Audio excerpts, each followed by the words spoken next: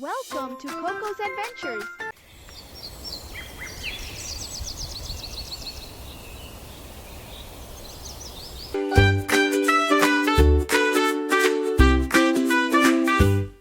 Let's go to the zoo today, see what animals do and say.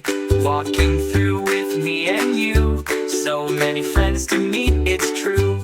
Elephant's big and gray and loud, he lifts his trunk and feels so proud. He makes a sound, a big toot toot, and sprays the air with a water shoe. Monkey swings from tree to tree, making silly faces at you and me. He jumps around and says, ooh, ooh. He loves to play just like you do.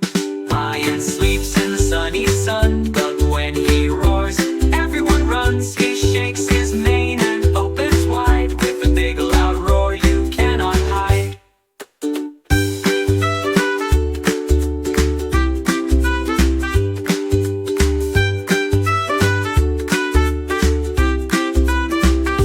Panda rolls and munches slow, eating bamboo row by row. He hugs his snack and takes a nap, curled up soft on mama's lap.